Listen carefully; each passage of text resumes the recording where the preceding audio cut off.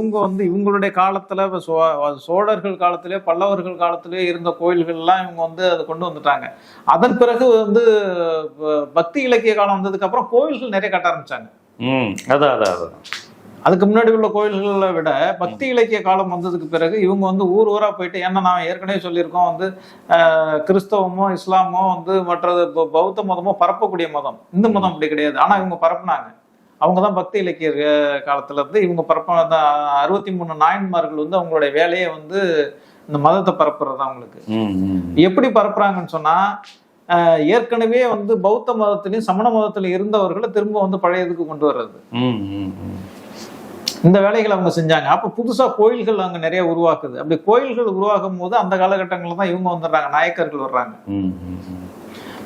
ஆரம்ப காலத்துல மன்னர்கள் கட்டின பெரிய பெரிய கோயில்கள் இல்லாம நாயக்கர்கள் காலத்துல கட்டப்பட்ட கோயில்கள், அதுக்கப்புறம் வந்து அந்தந்த பகுதிகளில் இருக்கிற மிராசுதார்கள், அதாவது நிலச்சுவான்தார்கள், அவங்க கட்டின அந்த கோயில்கள், இது எல்லாத்தையுமே வந்து இவங்களுடைய காலத்துல அதிகமா வருது. கோயில்களுடைய தேவைகள் அதிகமா வரும்போது ஒவ்வொரு கோயில்களுக்கும் வந்து புதுசா வந்து பிராமணர்களை வந்து நியமிக்கிறாங்க.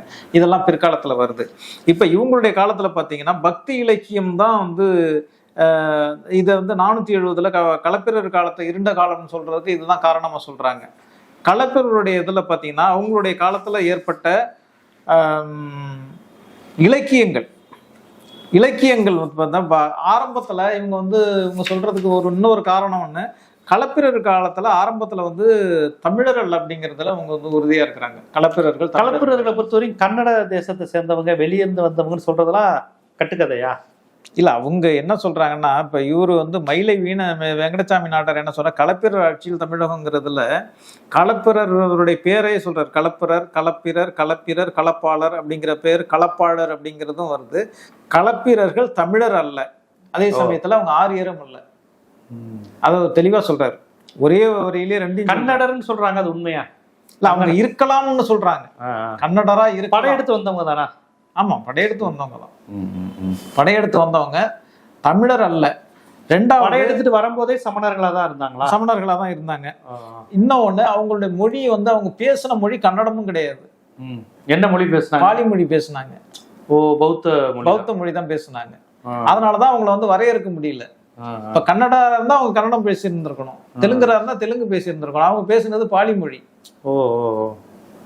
ஆனா அததான் அவங்க ஒரு விஷயத்த மட்டும் சொல்றாங்க, அவங்க தமிழர் இல்லை. ஆனா அதே சமயத்துல ஆரியரும் கிடையாது. ஆரியரா இருந்தா அவங்கள ஒத்துக்கிட்டு இருந்திருப்பாங்க. ஆரியர்களா இல்லை. அவங்க பேசின மொழி வந்து பாலி மொழி. பாலி மொழியை யார் பேசுனா, வட இந்தியாவில் புத்தருடைய காலத்துல பேசப்பட்ட மொழி அது.